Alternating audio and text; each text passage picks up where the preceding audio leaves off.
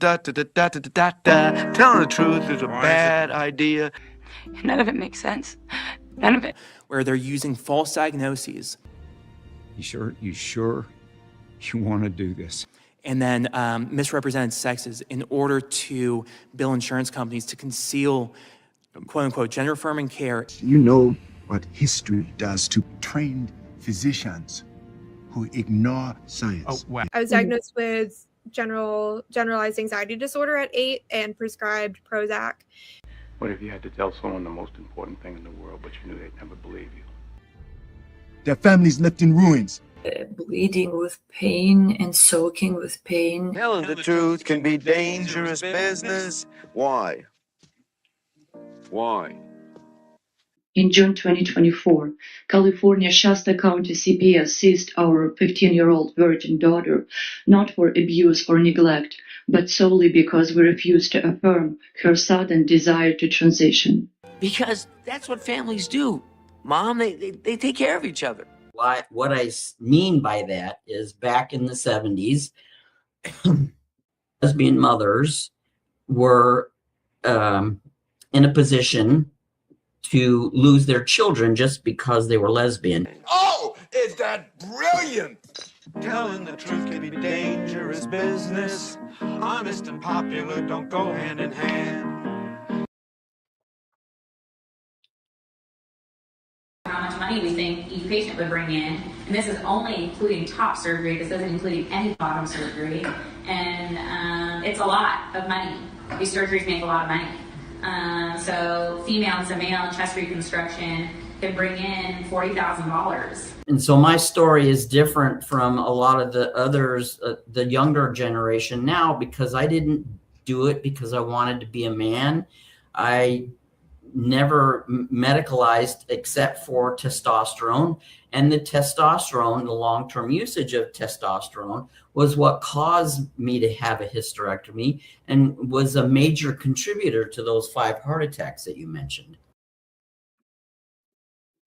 Truth. When it settles onto the ground, when we have to actually make decisions about our own safety, or as a clinician, if I'm doing risk assessment and talking to people about institutional placement decisions, sex is a part of that picture. It has to be. And I don't think there are very many trans men who don't understand that. Tell him the truth! You lied and cheated? I was depressed, and I had also learned that I like girls and started identifying as LGBTQ in general. So that's what led me to online. Dangerous!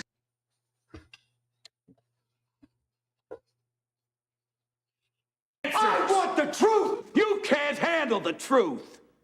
And then she goes on to say in her article, if this critical misunderstanding, which creates years of disability, medical, shopping, hopelessness, and failed interventions, is unfortunate, its extension into gender medicine is tragic. You never know what someone might believe. Telling the truth is a difficult problem. Telling the truth is a scary. Telling the truth is a scary predicament. Telling the truth is a bitter herb. Forget herb. I never heard of a hit that had the word herb in it. Telling the truth is. Hey, y'all, welcome or welcome back, as the case may be. I'm Ellen Jimerson, and this is Moving Parts, a podcast where we talk about why children say they're trans. And it is so good to be back after my several weeks foray into European capitals, which was just wonderful. And had a great time, ate some great food, talked to some very interesting people, figured out the trains and the whole thing. And I do want to acknowledge that if you've been around a while, you will wonder what's happened to Johnny Skinner. And I'm sorry to tell you that he was working 3 jobs and was stretched pretty thin and just felt like he didn't have the energy or the time to do a good job on moving parts. And so I'm very sad that he's gone.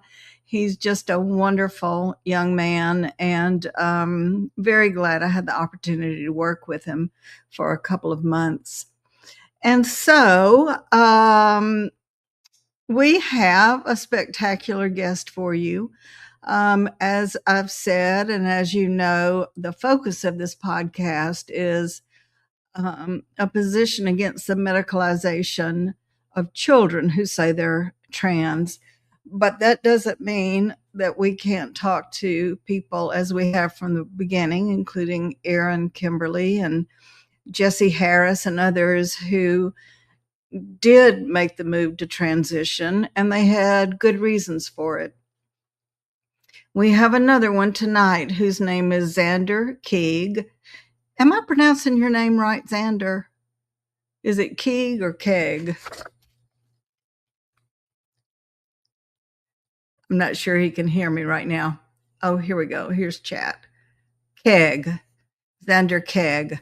Okay, sorry about that. I should have asked you when we were chatting on the phone the other day. Before we talk to him, I want to do as we normally do, and I'll just tell you very briefly, he's a 60-something-year-old first-generation American of Mexican heritage, i.e. Latino. He's a childhood traumatic brain injury survivor and neurodivergent first-generation college graduate with a BA in Interpersonal Communication, an MS in Conflict Analysis and Resolution, an MTS in Theological Studies, and an MSW in Clinical Social Work with subject matter expertise in conflict mitigation, social care, family caregiving, spiritual discernment, and mental fitness. But before I add Zander to the stage, as is our practice, I'm going to spend a few minutes bringing y'all up to date on happenings in the world of gender news.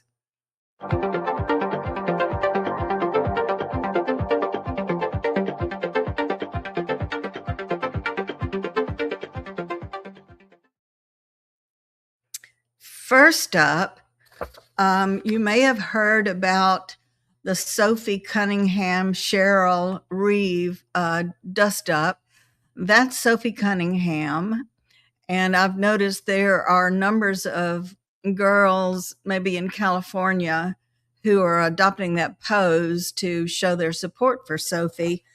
Sophie, in 2022, to bring you up to date, she shared a since deleted tweet from CBS Sports' Josh Pate, who wrote, quote, "Female collegiate athletes deserve so much better than this," end quote, in regards to the former Penn transgender, i.e. male, swimmer, Leah Thomas. Following the retweet, Cunningham wrote her own statement and posted it to X. Yeah, as you can see with this photograph, she is a very aggressive player. She wrote, "To my teammates, friends, family, supporters, and fans, you know that I stand with all people, especially my fellow athletes. I do not judge, but support all races, religions, sexual preferences, and gender equity. We all have a place in this world to compete, and I hope we are able to grant everyone that opportunity fairly." In an interview with ESPN on this past Tuesday, Cunningham spoke on the issue and what she has experienced on social media surrounding it. She said, "I got a lot of negative feedback about me hating trans." And I'm like, "I never once said that." And that's what she told the outlet. "I think that I'm here to extend love, but I also think, that love is truth, being honest. And I want to protect young girls in a locker room or young girls in sport who shouldn't have to go against biological men."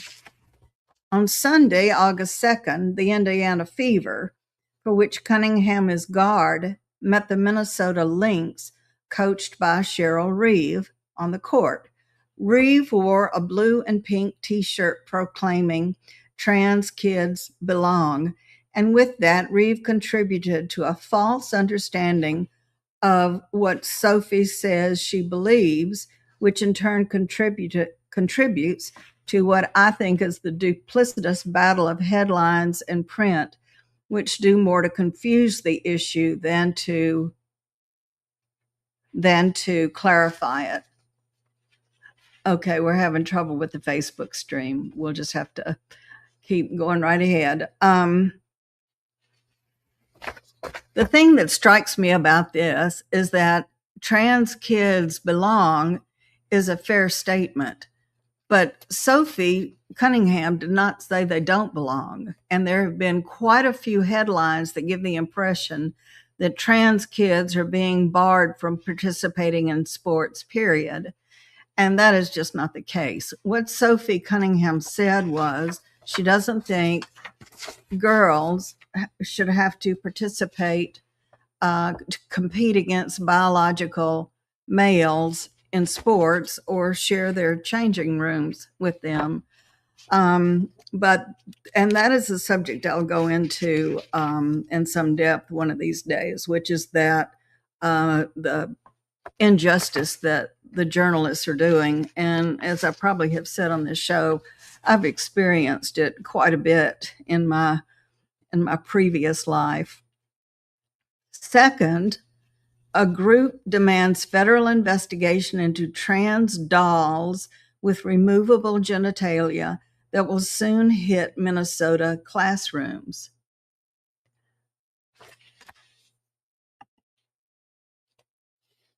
Oh, sorry, I shouldn't have done that probably. A nonprofit is demanding a federal investigation into Minnesota's upcoming rollout of transgender dolls designed to teach kids about the different options that exist for who they can be. Defending Education, a conservative-aligned group that has filed lawsuits against transgender policies in schools, filed a complaint with the Department of Education and the Justice Department over the program that promises to be, quote, first of their kind dolls to classrooms across the North Star State. Although My Gender dolls are reportedly the result of state-funded efforts and intended for use in Minnesota schools, there is no indication in news reports or on the My Gender Dolls website that Minnesota parents have been informed about My Gender Dolls' forthcoming launch. Said the group.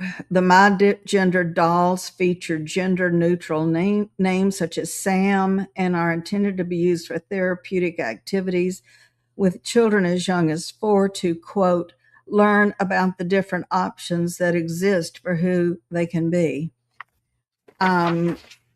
So the dolls include over 100 interchangeable accessories, clothing, and hairstyles. And Defending Education has contended that the My Gender Dolls program may have violated multiple federal policies, including the Protection of Pupil Rights Amendment and so forth. The Protection of Pupil Rights Amendment restricts federal funds from going to schools that force students to engage in activities, forcing them, quote, to submit to a survey, analysis, or evaluation on their sex behavior or attitudes.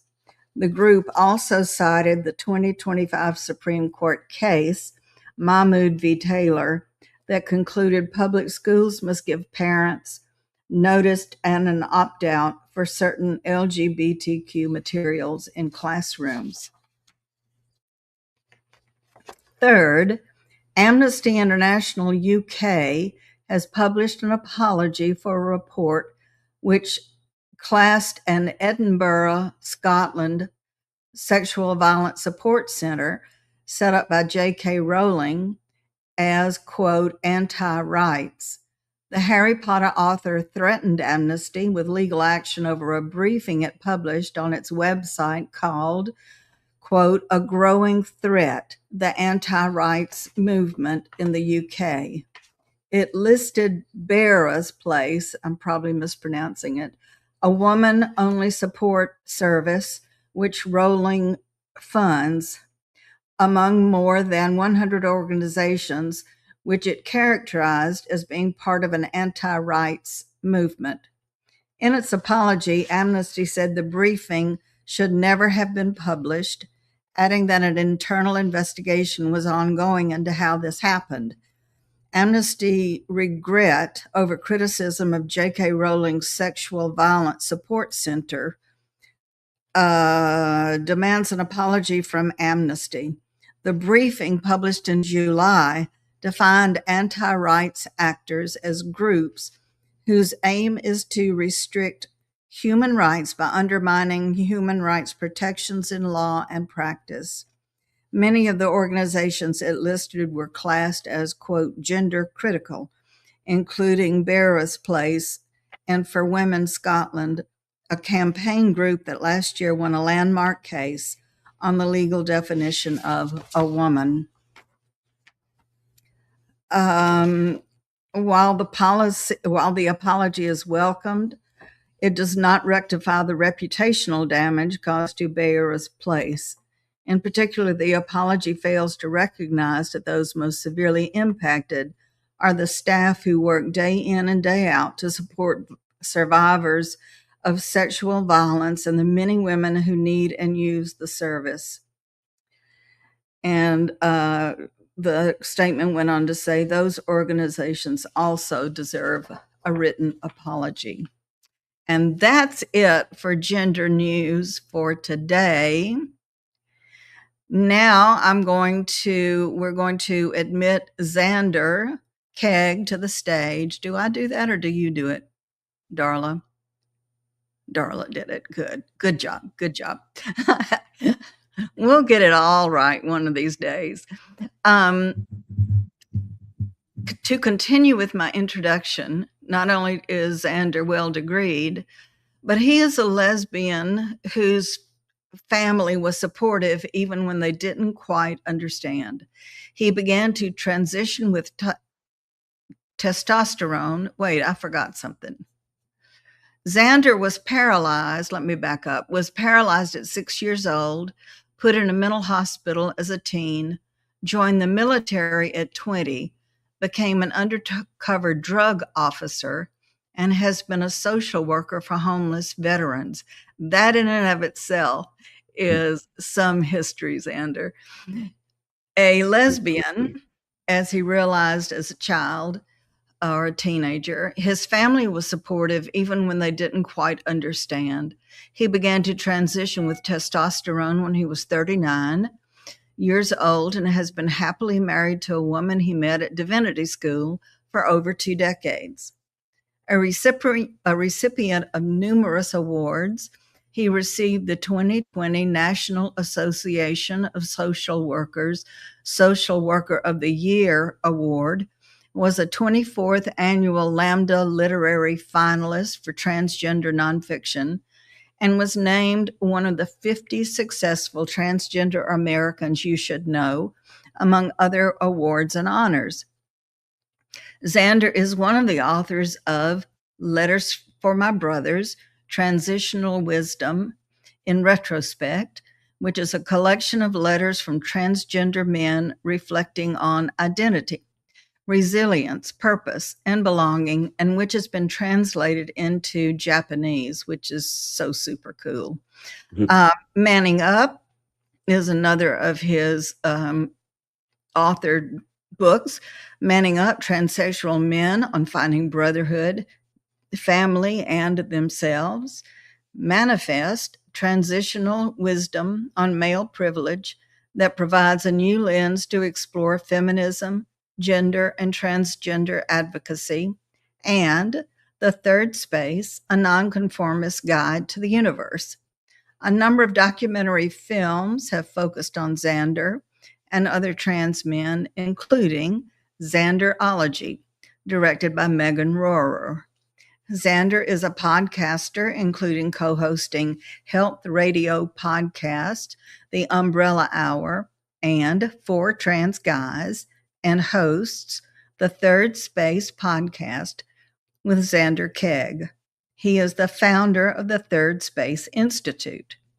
Now that I've used up most of our time introducing you, Zander, I do want to welcome you and tell you that we are so glad you're here, and we are here to listen. Thank you, Ellen. On my screen, I look frozen. I don't know if I'm frozen to you. You are. Oh, I'm not sure why that's happening. Hopefully it'll unfreeze soon. It probably will. It's happened before, but okay. Yeah. But you can hear me, so I can hear you and I can see your frozen picture. So with luck, we will unfreeze you. And so I want to ask you, first of all, if you have any thoughts or any anything to add to the gender news that I reported on. And if you don't, that's fine. No, I had heard the news, not all of it, but little snippets. I'm not on social media, so I don't really get a lot of the news, and I don't tune into news shows. I actually stopped watching the news when I was 16. Did you? Yeah, Wow. I just thought it's never anything good, so I thought I just don't need to watch it. So just stopped watching it. I would read the newspaper from time to time. I grew up in Torrance, California, so we had a little town newspaper called the Daily Breeze, which I thought was the Daily Breeze. Yeah, and the That's LA awesome. Times, of course, but yeah. We have a little paper here called the Elk Valley Times, which comes out once a week and is you can read it in a single sitting. Yeah, I mean it's impossible to not know what's going on in the world, just because of podcasts and I get a couple of news emails every morning in my inbox that I look over, and that's about it. I'm not taking in other news sources, so I had heard most of what you covered. Really? Yeah. Even being off social media. Well, that's yeah. That is something for me to think about, because social media will make you physically ill. Mm-hmm. Especially when people come after you without knowing, having any idea what it is you actually said or what you actually think. I experience that all the time. So, I'm sure you do, Zander. Yeah. I'm sure you do. Yeah. So, where do you want to start with this? I was very curious in hearing about your childhood. And if you would like to talk about that, I had not realized you had been paralyzed at 6 years old until I was reading more about you and came across that. Do you want to talk about that? Does that have to do with your brain injury? Yes. Yeah. When I was just about 6 years old, I was getting ready to go into the first grade, and I was taken to go get my vaccinations, right? Your shots before you start school. Right. And one of those shots was the MMR, the measles, mumps, rubella shot. And this was 1972. I was in the Phoenix, Arizona area. And for whatever reason, several kids were ended up very sick from that shot. And we contracted rubella, which is the German measles. And a lot of other things happened. So in my case, I don't know what happened to everybody else. I was too little to be paying attention, and then I was in a coma and things. But I developed the German measles, and then I started having seizures. And my parents, I was living with my mother at the time. My parents were divorced, and she was out of town, so she left me with somebody. I'm not sure who I was with. It's because I was sick, so she left me with maybe her husband's parents, something like that. And the seizures were happening, and they didn't know what to do, so they called the ambulance, and the ambulance came and got me and took me to the hospital. And I guess my seizures were so severe that they put me into a medicated coma. So they put me on a medication that put me into a coma. And while I was in a coma, they were doing all kinds of experimental things to try and figure out what was going on, including a couple spinal taps.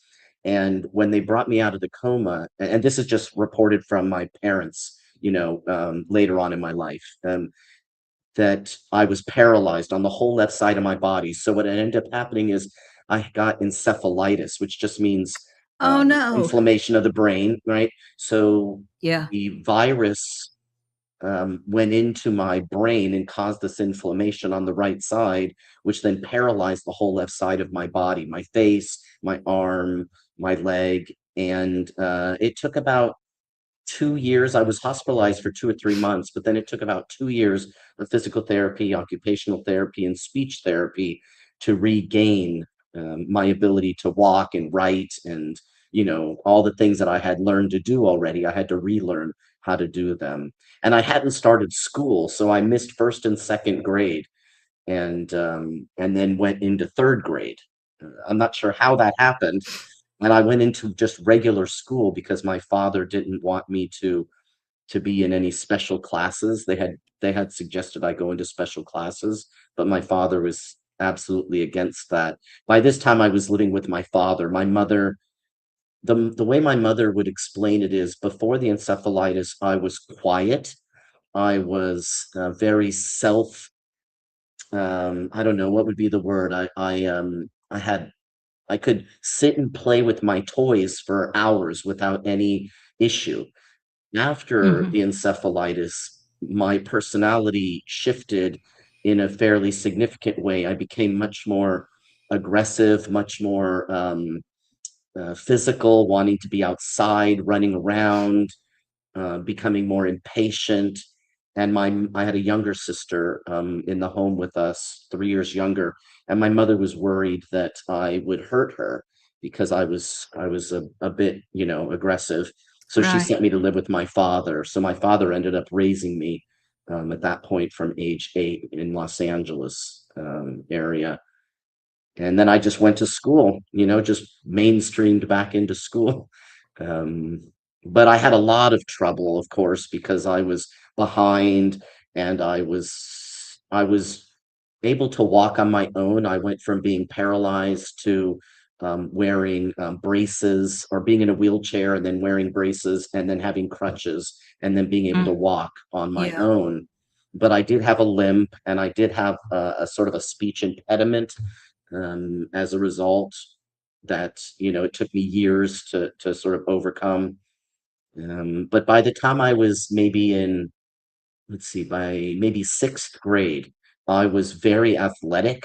And in middle school, I was, playing soccer and tennis. I was running.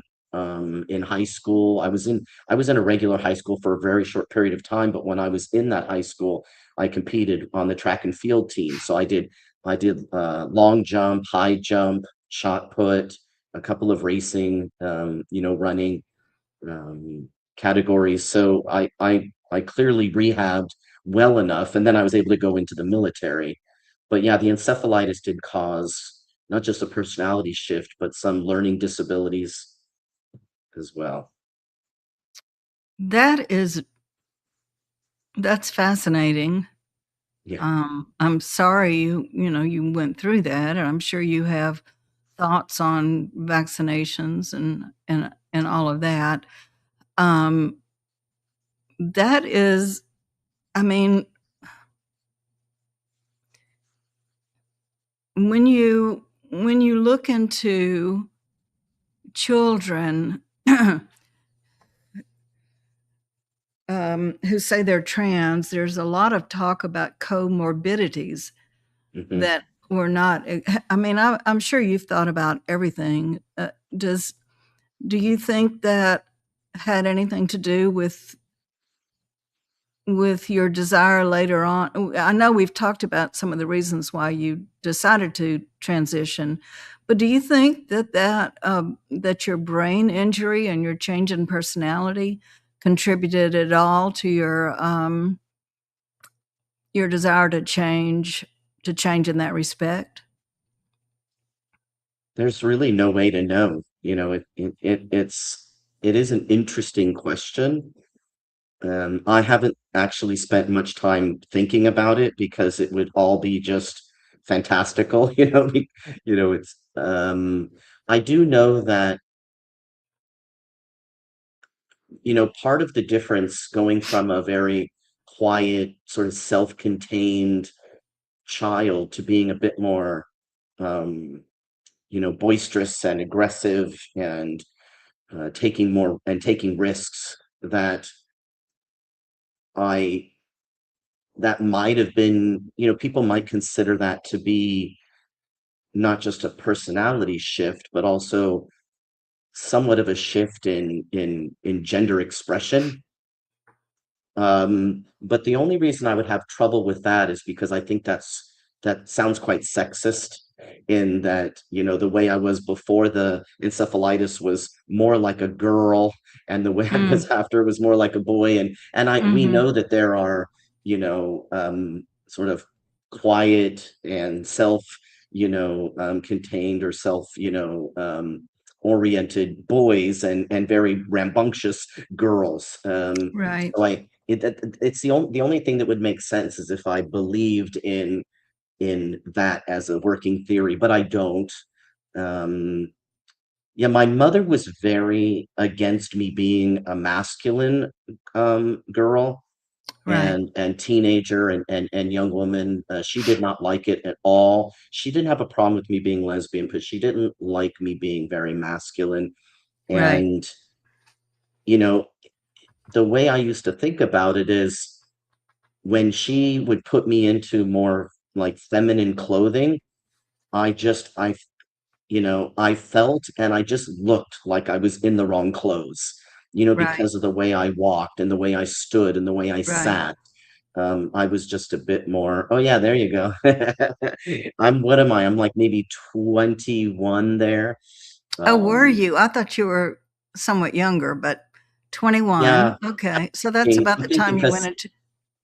well, maybe a little bit older because I'm out of the military then already. So maybe 23, Ah, 24, something like that. Yeah, that's in Santa Cruz actually at the boardwalk. you've Um, got that, what do they call that haircut? Mullet. A mullet. It's a good mullet. It worked for you. I was gonna say, Mullets have a I think bad. I carried it off well. You did. You did. You carried it off. And that Guatemalan fanny pack, I was rocking it. And this Yeah, is you at. probably around 34. This is when I was in college, so maybe 32, Oh, 33, something like that. This is when I was a college student.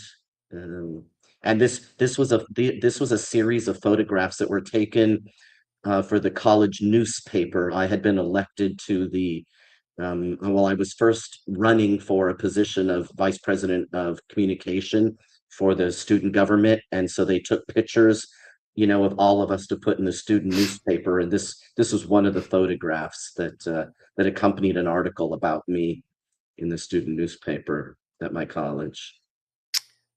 yeah. Very, very, very nice photo. Yeah. Very I nice was very photo. androgynous, people would say. But what's really interesting, Ellen, is that people always mistook me for a boy or, like a young man back then, and I would get called sir a lot. And Uh-huh. Yeah. I think I saw myself as like, masculine, but in an androgynous way. I wasn't like uber masculine. There is a difference. I used to know those like really, really butch, women that and I wasn't that. I was sort of in between the butch and femme, so to speak, is sort of a language that some people use. And so I thought of myself as very androgynous, but didn't really understand why people thought I was a guy. And when I look at that picture now, I'm like, I see myself as like so like feminine in a way, right? Hmm. Yes, I have short hair, but I think when I look at that picture compared to how I look now, I'm like, I clearly don't look like a guy in that picture. But maybe, Huh. maybe the different eyes I do. It's like I'm comparing my masculinity then to my masculinity now as far as the way I Right. appear. Yeah, Right. yeah, Yeah. kind of funny. Yeah. kind of must be a little bit of an odd feeling. Well, there's a trans guy. I have a friend. His name is Maxwell Valerio, and he wrote a book called The Testosterone Files. It came out, a couple decades ago. And in the book, he talked about how he would go to like gay and lesbian bars and started to notice over a period of time that the butchest women, in comparison to how he was masculinizing on the testosterone, were starting to appear to him to be more and more feminine. That is okay. Say that again. I'm not sure I tracked you on that. Yeah. So as he was masculinizing on his testosterone, Right. and he was around lesbians who were masculine for for a woman, the further he went along in his transition, the more he was masculinizing. His voice was deepening, right? His face was changing shape. His facial hair was coming in. The more that happened, the less and less masculine, or more and more feminine, the butcher women looked to him in comparison. Isn't that fascinating? Yeah. And then I That had is that experience really too. And then I read his book and I was like, oh yeah, like I hadn't remembered that I had read that. And then when I reread it, I was like, oh, I had that experience, because I do it Yeah. just looking at my pictures of myself, Yeah. Well, that's okay. I've never heard anybody say that before, so that's very Yeah. interesting to me. I Yeah, hadn't very either. interesting. Just me and Max. Other people may have said it, but I also haven't heard it said. Yeah.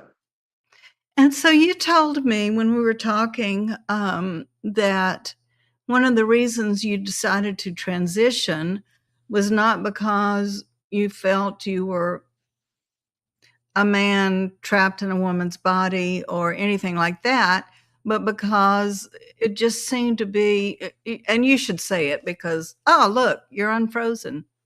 No, you're frozen For a again. moment. For a glorious second, you were moving around. That it just got to be kind of a drag. People always, there you go. Okay, fingers crossed. A kind of a drag, but you can tell it better than I can. Being thought to having people think you were a man or a boy or yes sir when you weren't, and it just seemed simpler somehow to go ahead and transition. I'm sure I haven't put that totally accurately. I mean, I don't think it would surprise anybody to know that there are consequences for being gender transgressive, right? Tomboys and sissy boys, right? Yeah. Get bullied, Yeah. and have different experiences in their families, right? Based Right. on their culture, Yeah. and other Yeah. things. So it's among our peers out in public, just, going to the convenience store or the gas station, I would just be approached, or I would see people across, the way, who took issue with my transgressiveness, my boyishness as a teenager and then as a young adult. And, some people would just stare at me. Other people would make snide comments, and some people would get, kind of verbally abusive towards me. And on a few occasions, I was approached in a more aggressive way, like people wanted to beat me up. I was in a handful of fist fights with 20-something-year-old men, young men. It's like I never really understood why it's not as if I just stood aside and was not bringing any attention to myself. I was probably bringing attention to myself. I mean, look at that picture of me and my mullet. I'm wearing a T-shirt that has a big pink triangle with the state of California. And if anybody, a lot of people might not know, but prior to the rainbow flag, and even for a time after the rainbow flag, that pink triangle was one of the symbols of the gay and lesbian liberation. It comes from the Holocaust. Right. right? And so it was it's like it was a reclamation of a symbol. I learned eventually from some of my Jewish friends that when they wore buttons like that home or to a family function with much older Jewish relatives, they didn't take too kindly to seeing that imagery. Yeah. And so I stopped wearing it on, altogether. I mean, my Right. family's Mexican and Catholic, but still, I thought, I'm not going to wear something that causes that kind of reaction in Yeah. people. But so it wasn't as if I was hiding anything. I walked down the street holding hands with my girlfriends. So I did draw attention to myself. And when I noticed somebody was like staring at me, or if they said something to me, I wasn't meek, and I might say something back to them like, "What the F are you looking at, a-hole?" You know what I mean? Yeah. I was aggressive Yeah. and assertive. And so that, I got into some trouble. Um, I had other altercations or incidents where just wanting to go into the bathroom, right? Yeah. And so being a gender transgressive person, going into the women's bathroom, um, I experienced everything from, just regular people doing nothing to people being confused why I was there, stepping back and like looking at the sign to make sure they were in the right place, Yeah. or approaching me and saying, "Excuse me, sir, you're in the wrong bathroom," Yeah. to then or calling me names.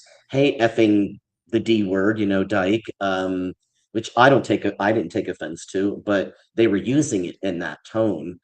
And then Yeah. one time in particular, I was in a bathroom at a public train station, and a group of teenage girls came into the bathroom, and they were very unhappy with my presence in the bathroom, and shoved me, pushed me up against the wall, were starting to kind of like punch at me, but then somebody came into the bathroom, and I was able to get out of there without any additional abuse. But so you know did it happen every day? No.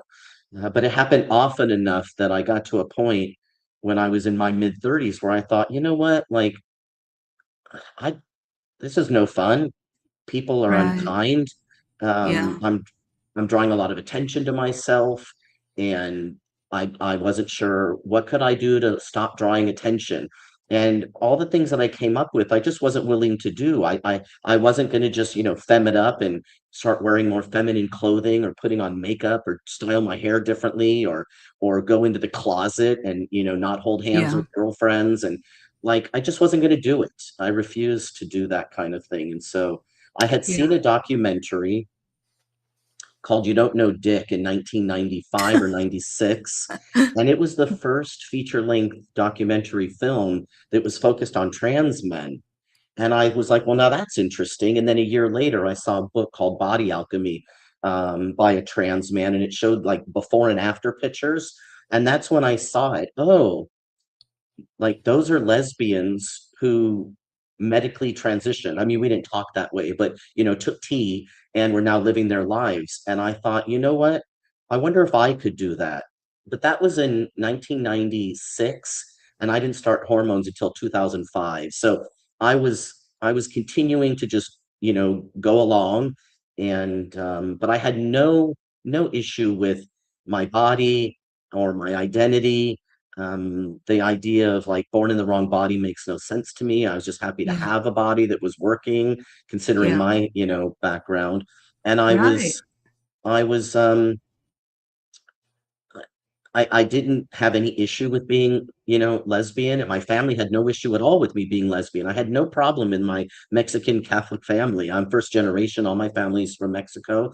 Nobody cared. So I didn't have that pushback from my family, which is very nice. I also didn't get a Yeah. lot of push.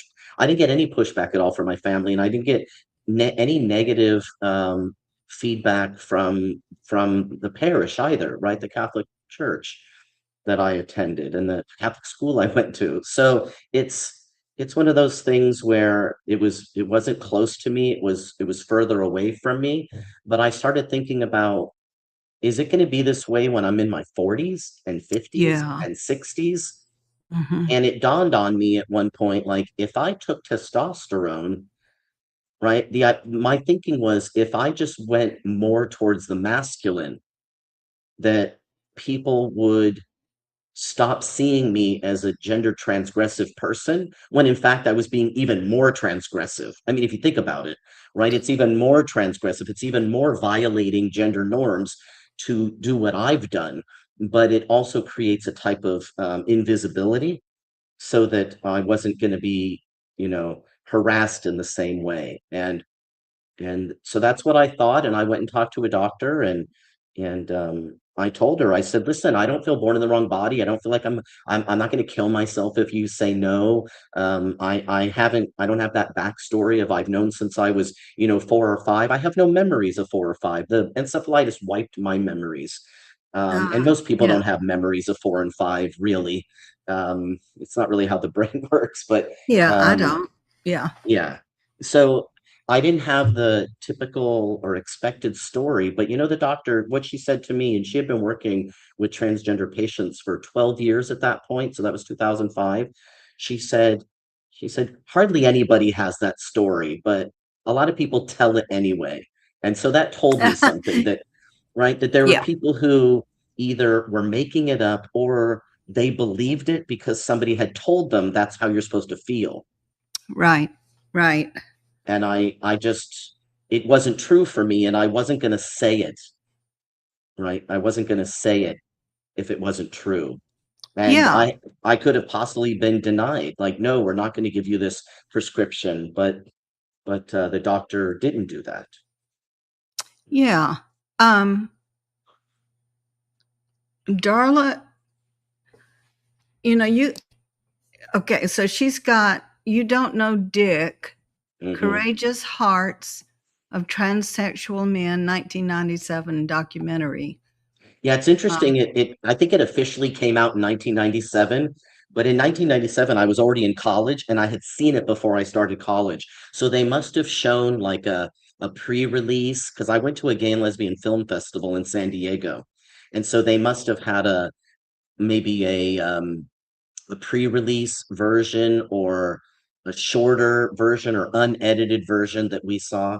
But it was definitely in 1995, because that's when I went to Colorado to start college, and I saw it Yeah. before I went to Colorado. So Interesting. yeah, Yeah, documentaries can totally change our perspective. Sorry, I was distracted because I was wanting to create a banner, putting up the name of the book, and there we go. yeah. I think I'll people put it can in the still show get it. notes. It's considered, I think, it's considered like an educational film. Yeah. I sent them an email once a few years back, and I said, you should do a follow-up with all the guys and call it You Still Don't Know Dick. That is a very humorous title for a book that I accept at face value that it was meant to be educational, but it's not like educational in the sense that you would, run these shows in the school room, these, get the Yeah, definitely not. big It's college. I would machine. imagine college level, maybe in like a human sexuality course or something. Maybe. Yeah. I don't know. So yeah, you go against the grain in many respects on the traditional or the expected narrative. Yeah. I think But it's not intentional to be rebellious. No, I don't I think. just I have my own compass, and I follow it. Yeah. Well, I mean, as when we were first talking, I jumped to the conclusion that because your family were Mexican and you were Mexican American, that there would have been some sort of very extreme feelings about being gay, or those kinds of things. And then, Roman Catholic that that says it's even more so. And you're saying that's not the way it was. No, And I it was appreciate not an that. issue. Those were not the issues. The issues were how people were on the outside were responding.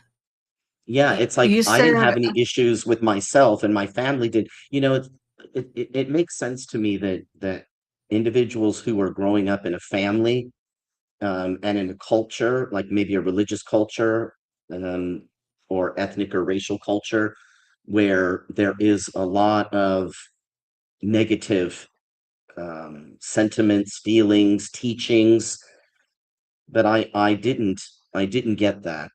And so I think as a result, I didn't have any of that internalized, right.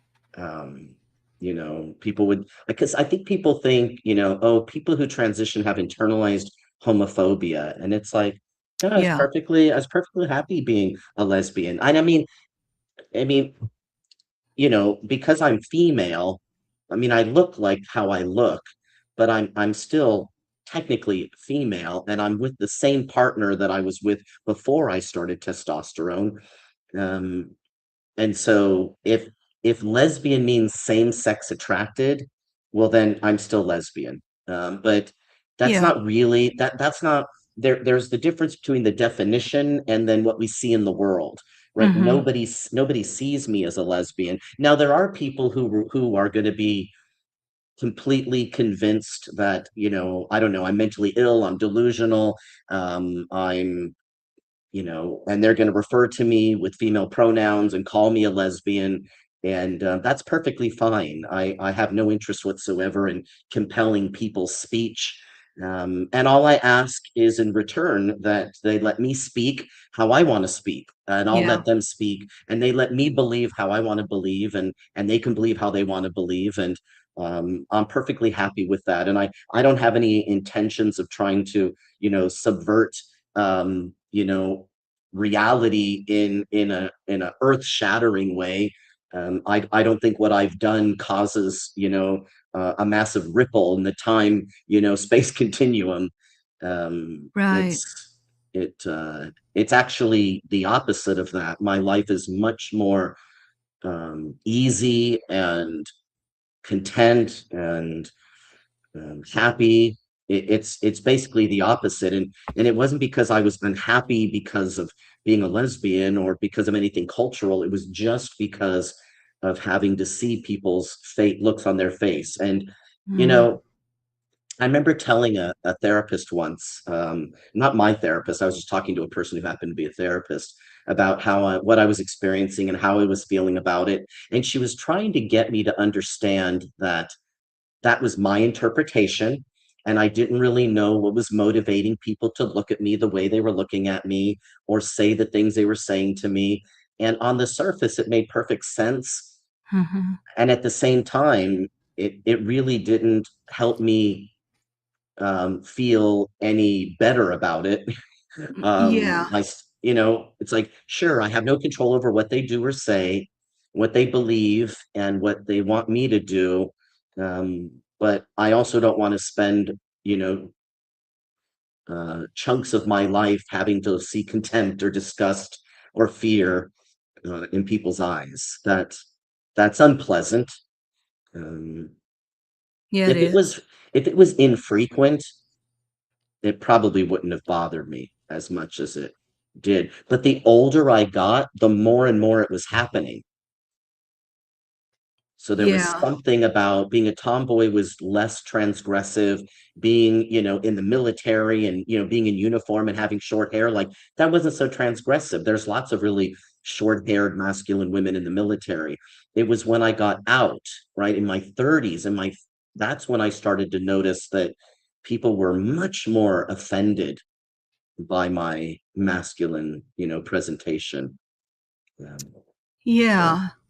So that's another very interesting piece. I noticed you've got on a T-shirt yes. that says something about veterans.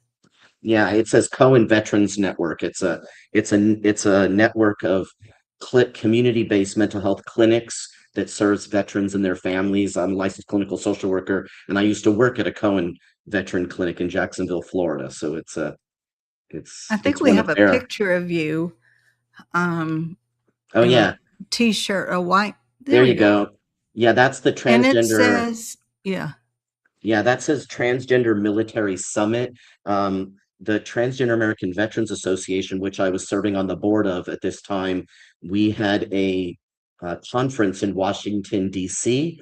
And so that was the conference title and the logo for the conference. And I'm wearing a Coast Guard cap. And what I'm doing actually is I'm tabling at a Pride event in Tampa or Clearwater, Florida for the Transgender American Veterans Association. That was probably 2019. Yeah. I'm very interested in the path your life has taken, going into social work. I suppose you counsel military, transgender military veterans, and that whole being involved in wellness and well-being and sort of calming ourselves, that kind of thing. I'm very Well, curious about that. Am I yeah. getting it right, or?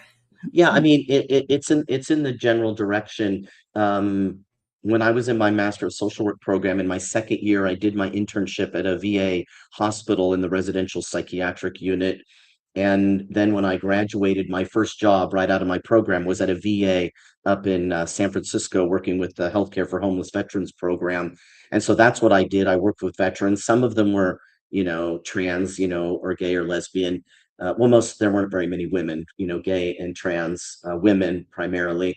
And, but I was also appointed to two national VA work groups, one that was employee specific and one that was patient care specific, because I served in a dual role because I was a social worker at the VA, and I've also been using the VA as a patient since 1988. So I was able to contribute, from both of those perspectives. And so it was a LGBT veteran patient care or group at the VA, a work group on the national level, and we worked on trainings and updating policies, things like that. So I did have some work that I did that related to working with transgender veterans. And then I moved over to the Department of Defense and I worked with the US Navy. And a month after I started working there was when the memo came out from the Department of Defense saying transgender service members are going to be able to serve openly and do a medical transition on active duty starting on October 1st of 2016. And so in July of 2016, I was invited by the commanding officer for the medical center in San Diego. She invited me to come and be part of what was going to become the transgender care team for Navy Medicine West. And I was appointed the case manager for that team. I was the first person appointed, and I was responsible for creating the intake and orientation process and helping them decide like all the different disciplines that should be part of this team. And we had, probably a dozen people that were part of the team. It was a very good group. Maybe half were in uniform and the other half were civilian staff. And I did that for 3 years. I worked with upwards of about 325 active duty sailors and Marines and coasties, as we call ourselves in the Coast Guard, and who had command approval to go through a medical transition while they were on active duty. And Navy Medicine West covered the Western United States, South America, Central America, the Pacific Islands, Asia. So my patients were spread all over that area. And so, yeah, I really enjoyed that. I enjoyed doing that work. And then when I went to work for the Cohen Veterans Clinic, that was in Jacksonville, Florida, and that was actually doing clinical, meaning psychotherapy. Whereas before I was a case manager. I worked case management with homeless veterans, case management with the transgender active duty individuals. But then at Cohen's, I was doing psychotherapy. Yeah. I want to read this comment from our friend Grant, who drops by pretty regularly. He says a therapist who just reads the recipe is the worst. I think I know what he means by that because I've encountered that a little bit myself. I haven't done much therapy, but What does that mean?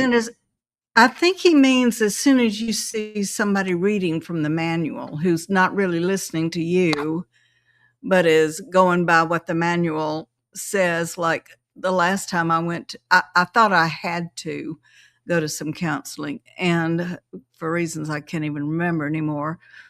But the first thing she said was, "What do you hope to get out of this?" And I'm like, from that moment, I was like, you read that in a book somewhere, you know? Well, And it just it's kind turned of me off. it's a basic question. What brings you in today? Yeah, what brings you in today is not the same thing. To Yeah, that's a me, social work question. We're all trained in so many like the different ways. manual. Well, here's the Yeah, thing about manualized therapy is that so if a person's going through something like cognitive behavioral therapy or dialectical behavioral therapy, these are manualized treatment modalities, and the reason they are is because they've been studied and they know that they're effective if they're followed.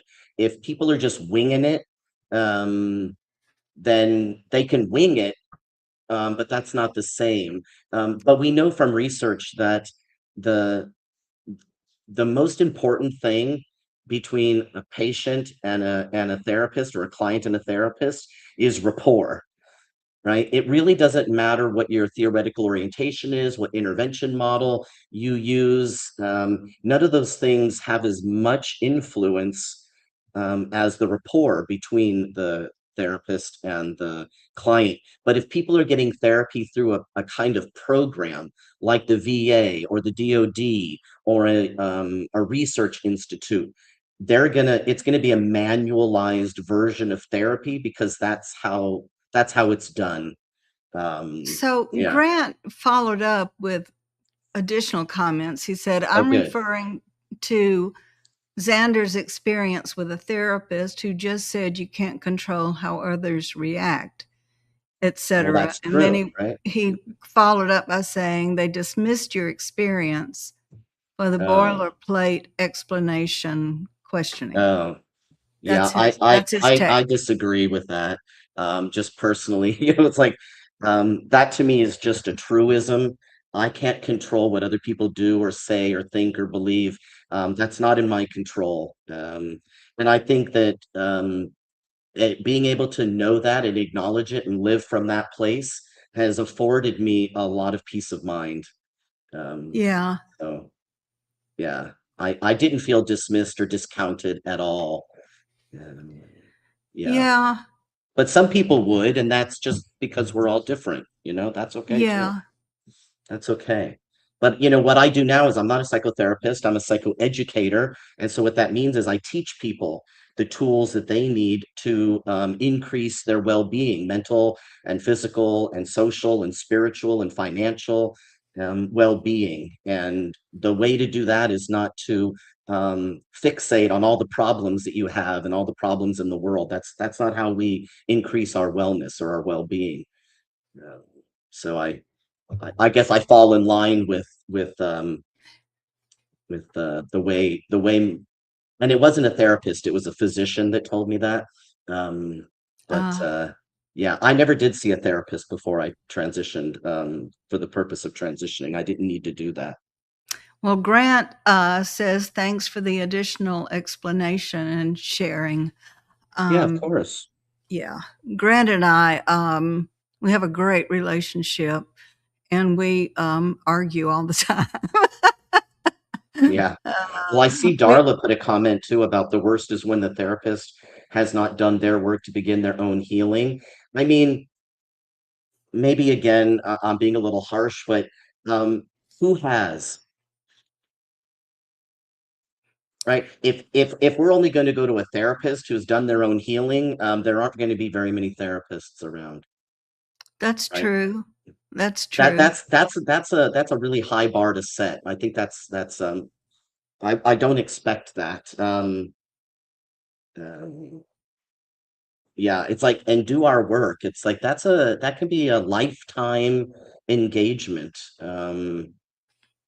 Now, of course, we don't want to have therapists that are not following a treatment program for their bipolar disorder, right? We don't want people that are delusional while they're working with, patients or clients. We don't want people that are so deep into their depression that they can't really focus on what people are saying, or abusing substances. That's for sure. But I think that we're all learning and growing, and we can extend grace to each other, and not expect that the therapist is going to actually fix us. In a lot of ways, what their role can be is to just help us come up with our own questions and our own answers.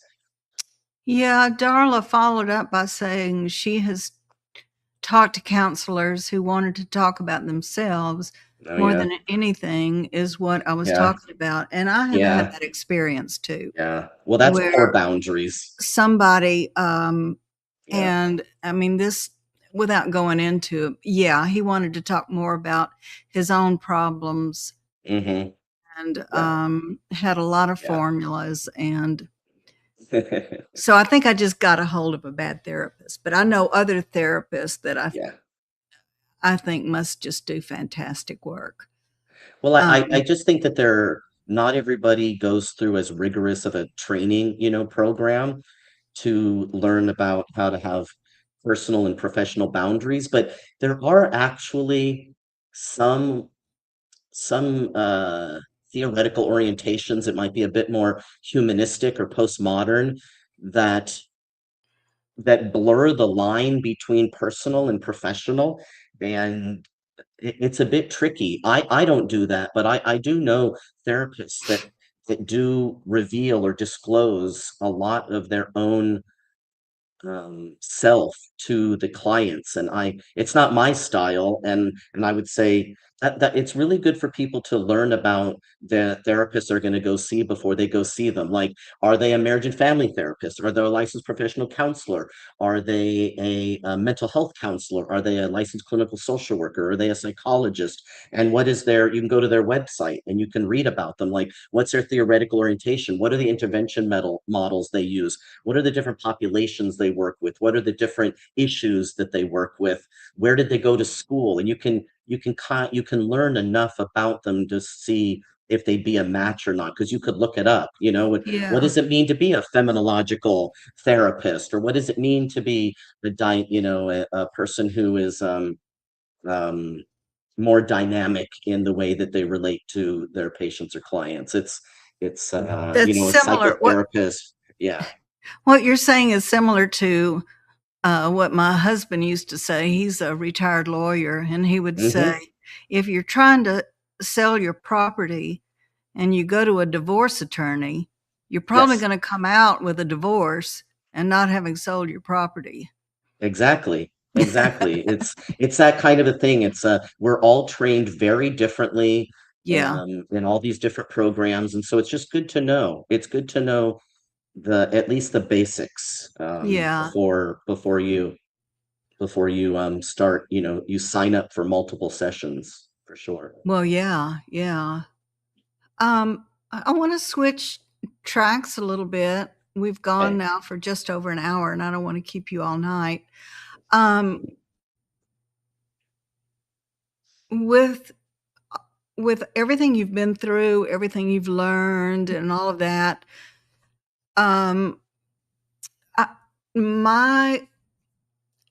think I mentioned to you, my perception of what it means to be transgender has changed over the years.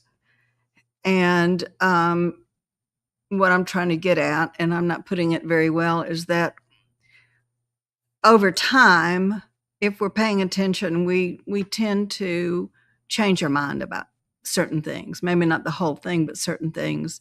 Yeah. So I'm wondering if you were, say, if you were in today's climate, and you were back at, say, 20 or 30 years old, do you think you would have taken the same path, or do you think, or have there been such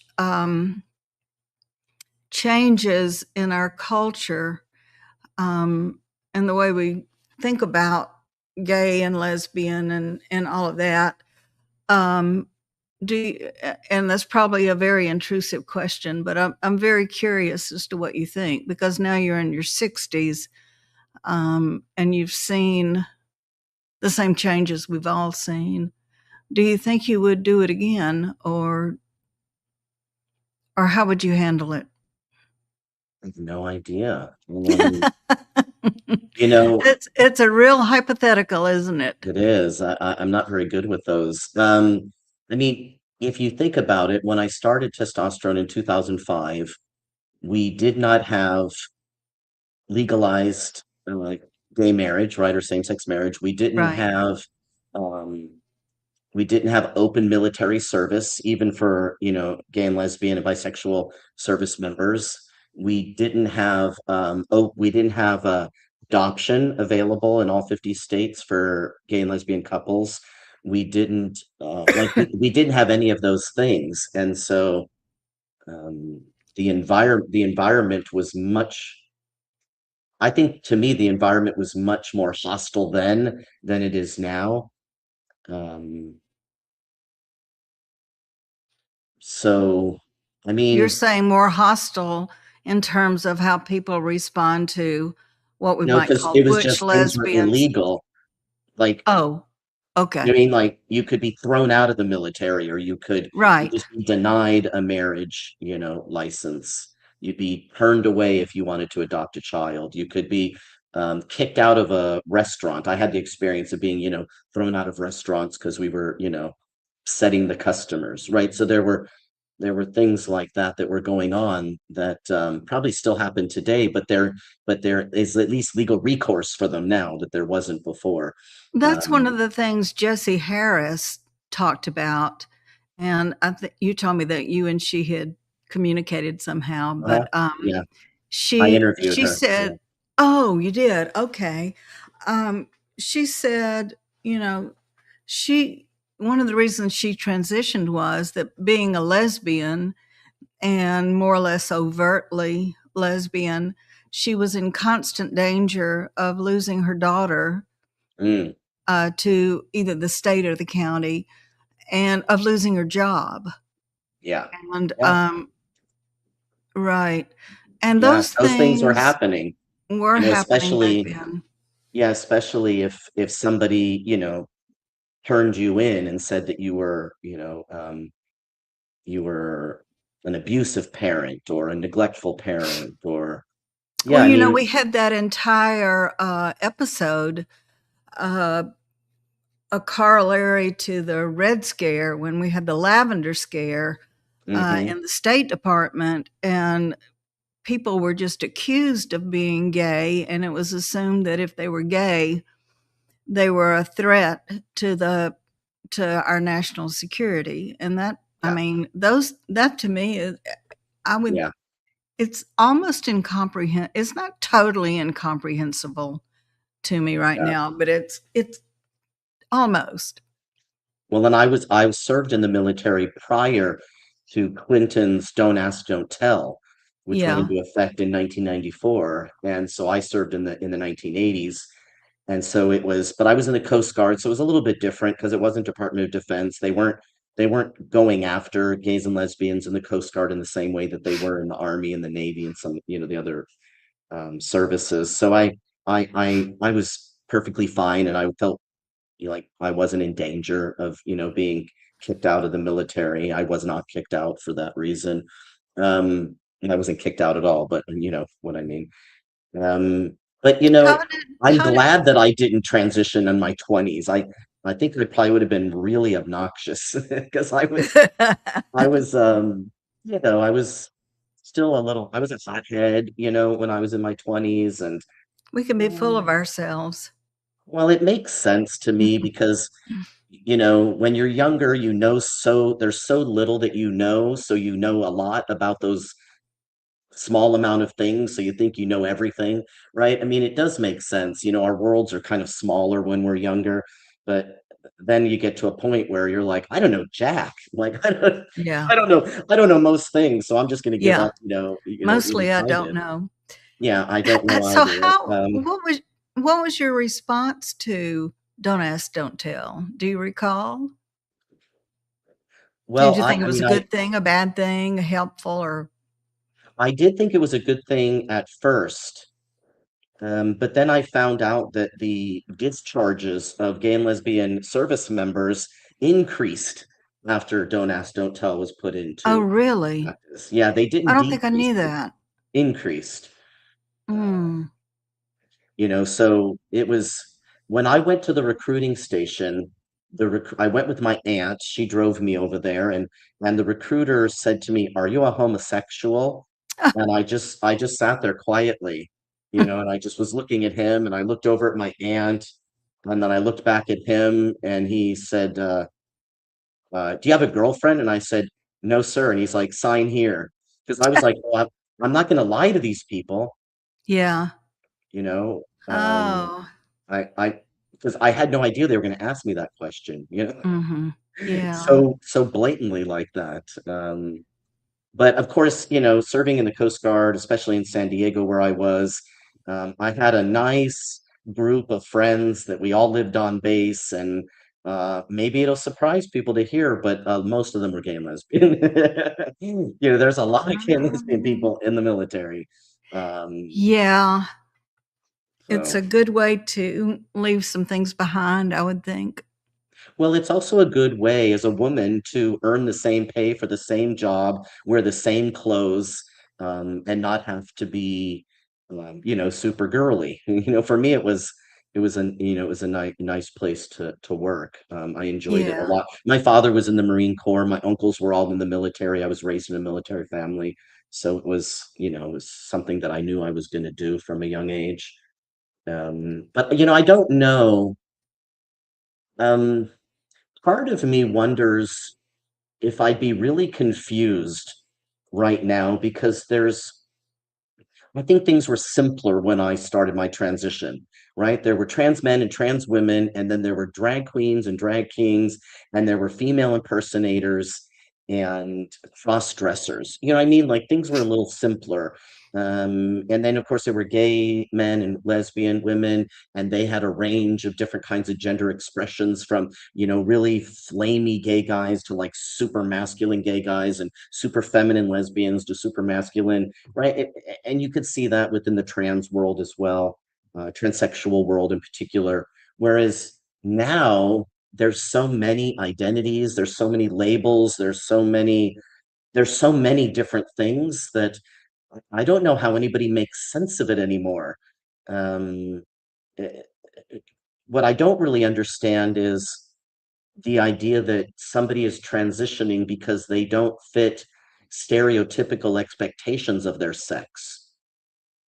I hear people talk that way, mostly parents about their kids who are gender nonconforming, and they'll say, like, oh, they never like to do like traditional boy things or girl things. And it's like, well, yeah, but a lot of kids are like that. And they might be gay kids or lesbian kids or straight kids. There's no way to know if they're going to grow up to be a transsexual. Yeah, I mean, like, there's no way to know that they're going to do that. Yeah. So it's I like agree. maybe I could have just continued on as an androgynous, woman, and you know, I mean, I had a good enough life, right? There was really no complaints except for all that external stuff that I could avoid a little bit, which is, I mean, that's part of why I went to college and then grad school and then seminary and then grad school again. So I kind of stayed out of the workforce and I did that because it was a easier place to exist, Mhm. was on a college campus. So, I did stay in school for like 10 years. Um, you Yeah, I know, was in school for a long time too. and I liked it. It kept me out of, because when I was working in business or I was a school teacher for a little while, the expectations of how I was supposed to dress right, were just so uncomfortable for me. And so if I dressed how I was comfortable dressing, then I'd have to deal with the kids being little jerks about it. You know what I mean? And I could rise above that, but it was like all the time, it's like, ugh, Yeah. what a hassle to not, so I was like, I'm just not going to teach anymore. So I just stopped doing it. Yeah. Yeah. So being able to live my life the way I live it now, I can basically do any job I want. I can walk down the street. I can go into the bathroom. To me, it's that in and of itself has made all of this the right choice for me. And it wasn't Right. because of how I was born or because I was in the wrong body or because it has nothing to do with any of that for me. It Yeah. may for other people, that's what I hear people say, but for me it didn't. And for me, it was just wanting to live my life with as a little extra friction as possible. There's always going to be stressors in life, and I thought if I could reduce or eliminate like a whole category of stressors, how might that impact me? It turns out it impacted me very well, you know. Yeah. So, Well, so I let have me, zero regrets. You know what I mean? yeah. It's a good Well, life. I'm glad. 21 years now. Yeah. Yeah, I'm really glad about that. thank you. One final question, and then I'll just totally turn it over to you for any last words you might have. What do you find are the major issues facing trans men today? I mean, you write about finding brotherhood and fellowship and so forth and so on. What are the major issues that keeps trans men from finding fellowship or anything along that line? And you're moving I again. am. Well, a lot of us are invisible. And so because we're invisible, we don't see each other. Right? So if we want to congregate together and um, then we have to make our presence known. We have to say, "Hi, I'm so and so. I'm a trans man. I'm starting a discussion group, or I'm putting together a book group, or we're going to go camping, or whatever it is." Right. So you have to make yourself known, and we're very invisible. Right. When you hear about trans people in the news, they very rarely show trans men. They're showing either trans women or people who are maybe more like cross dressers or people that are not like me. Maybe there are people who are non-binary, but that is not as common, right? You're going to see mostly trans women, and I don't know why that is. Maybe they consider it to be more sensationalist, but we're not as visible, and we're also not as included in things. So when people are putting together a group, a panel, an event, sometimes a trans men are like an afterthought. Oh, maybe we should get a trans man. So like I've been invited to speak on panels or present to at conferences, and sometimes it's because they've noticed, oh, we don't have any trans men. We used to have trans men's events. So we had a conference for about 15 years called Gender Odyssey in Seattle that for the first few years was exclusively FTM or trans men. And then it opened up to what were called at the time genderqueer people, which would probably be similar to non-binary people, but this is before non-binary is being used. And then trans women started to come. So we basically, as trans men, we lost that conference. There used to be an FTM conference in Atlanta that was focused on exercise and fitness and wellness and sports. It was called FTM Fitness in Atlanta, and then it just became like trans fitness. There used to be a trans men of color conference that happened in Texas. I think they might have called it something like Black and Brown Trans Men. Now I think it just became like Black and Brown Trans Conference, right? So a lot of the things that were set up specifically for trans men, we don't have much success in holding on to those things because other people come to them and find that there aren't any speakers speaking about their experience or workshops that are covering their issues or vendors that are providing information or services or goods that they relate to. So they say, this conference wasn't for me. And it's like, well, yeah, because it's for us. Like there's probably like 20 or 30 conferences for trans people around the United States. And most of them are almost exclusively for trans women. But we had this one conference and then we had that one thing, so as of right now, there's only a couple of things that exist that are exclusively for trans men. And one of them is the camping association that is on hiatus this year. But that's it. There's another gathering that I think they call something like trans masculine or trans mask, which I'm not exactly sure what that means. That's not language I use to describe myself. I'm a transsexual man, right. And so so the things that I get engaged with now are things that are specifically for trans men. That's my community. That's where I feel most comfortable. But it's harder and harder to find those things, and it's harder and harder to find us, right? In the history, if you do an internet search for like transgender history, it's going to take you a while to get some good trans guy history.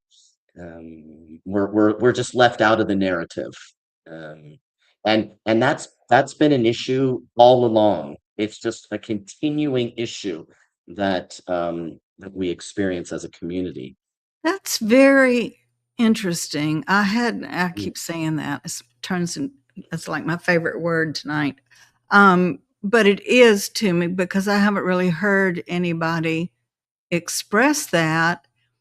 And it seems to me that that's another sort of a corollary to men and women's sports or something like that, where there are times when you need these boundaries. There are times when it needs to be just women. We have a unique experience, trans men, and not have it be taken over by trans women or journalists or people the kind of people who follow the latest trends. It's my friend and mentor Jameson Green wrote a book 20 something years ago called Becoming a Visible Man, and it's not just his own personal journey he's describing there. It's like the invisibleness, and part of it is due to the fact that I just blend in. I leave my house, and everywhere I go, people aren't looking at me like, is that really a guy? Like, that's not happening. And so what happens, to me and people like me is if we go into trans spaces where there are a lot of people that are younger or earlier in their transition, or they're not on hormones at all, but they're doing like a non-binary or trans mask kind of experience, even to them, they don't know that I'm a trans man, right? It's because I listen to detransitioners talk quite often. I listen to podcasts with detransitioners because I'm very interested in that story, and I've heard some of them say things like, I just had to realize one day I was never really going to look like a man. I was never going to grow a beard, and I thought to myself, I don't think they ever met trans men. Now they can make choices for themselves and decide that they didn't want to go forward, but if part of the reason why is because they never had any exposure to the fact that there are trans men that look like I do. Like, this isn't glued onto my face, this beard. This grew because of the testosterone, because of my genetics. You know, I come from hairy people. You know, it's just, you know, the Spaniards, you know, just hairy people. But it's it's like, when, you know, some people, they do say things like, if you don't see yourself, then it's hard maybe for some people to move forward. Whereas some of us, like, I didn't need to see anybody who looked like me to know where I was going. I made my own path. But some people really do need to see that there are people living their lives in a way that they think they'd like to, in order to know what is going to happen in, you know, in the long run. There's no guarantee, of course. We don't know what their genetics are, and we don't know what their dosage is, right? And so Yeah. that makes a difference. We don't know how sensitive their hormone receptors are in their body, right? There's a lot of things that go into that. It's not just a matter of putting hormones in and it just does all these things. There's a lot of factors. So I just got lucky. Yeah, yeah. Well, not so much. It took the hair off my head, but you know, that's okay. Yeah, yeah. Well, I'm getting a little thin too, but that's a story for another day. I don't much like it, but so we've gone an hour and a half, and I want to give you the last word, and maybe the question I could ask you, or maybe you have another question, if there's something I didn't ask you that you wish I had, or if what it is you would like us to take away from our time together, our viewers. Well, I mean, we all have to live our lives, you know, according to our own moral compass. That's how I've chosen to direct my life, and other people are going to have, you know, their own reason for doing what they do, and then there's going to be people who don't like at all what I've done, and that's perfectly legitimate. I don't like everything I've done in life either, right? And there are lots of things I don't like that people do. I mean, I don't live in a perfect world, so I don't expect it. But I just say, you know, be true to yourself, and if you're true to yourself, then you know who you are, and just live from that place, and don't let other people's judgments and other people's criticism stop you from knowing who you are and living how you want to live. It's as simple as that. As long as we're not doing things that are encroaching on other people's, right? It's what is it? There's that saying that's like, your rights end at the tip of my nose, or something like that. You know, as long as there's not a violation of a law. And now I have done that. I have violated laws. And that's only because when I lived in Florida and they passed that law that said that going to the restroom in a government building was based on your biological sex. I'm sorry, but I'm not going in the women's bathroom, and I don't think they want me in there. But they don't make those. So here's another example. They don't make those laws with trans men in mind. Because if they did, they'd think about another option, because what they're doing is they're forcing people who look like me to go into women's bathrooms, but we don't. We go in the men's bathroom. And so that's, you know, I feel like that's kind of a law that I should break. I live in Oregon now, so they don't have laws like that. But yeah, well, I've broken a couple of laws. But you know, it's like, live your best life. Live your best life. Don't encroach on anybody else's. You know, we're in the United States. It's a free country. And so direct yourself and but be kind. Be kind to people. And for people who want to tell me I'm not who I am and I shouldn't call myself what I call myself, to me that sounds like an authoritarian. And I don't care if you're a left or right authoritarians. I don't take too kindly to bullies, and so I just I ignore that. I ignore that Yeah. kind of talk, and so nobody's going to compel me to use use a pronoun that I don't want to use, and nobody's going to also compel me to denounce, my transsexuality. Like I go in both directions with that. Yeah. I live in my best life, so go live your best life. Yeah. Well, those are very good words for us to wrap up on. And this has been a very, very interesting, and I hate to say this, you'd think I could come up with a better word, informative, interesting and informative, which is what Good. everybody has to say about every book they've ever read. But I'm short on coming up with more original things to say, but it has been enlightening, might be a better way to say it. And interesting. Yeah. So, Zander, thank you for coming on. We really appreciate it. The latchkey will be out for you if you ever want to come back, if you know Okay. what that saying means. You I know what the don't, but latchkey is out for? I've explained this before, and for some reason I say that a lot.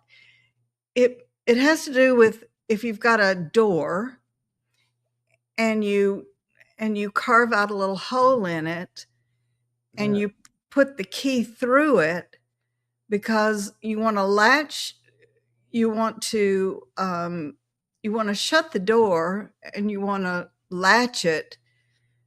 But what you're trying to do is keep dogs from coming in, not a person from coming in. So the person can take the key and unlock the Got it. door, whereas Got a it. dog or a raccoon can't do that. So the latch key is Okay. out for you. Oh yeah. My reference to latchkey, of course, as a Gen Xer is growing up, going home after school alone with my own key. They call this latchkey kids. Yeah, Yeah. latchkey kids. Yeah. Well, Yeah. that's a little bit Okay. different, but it's Yeah.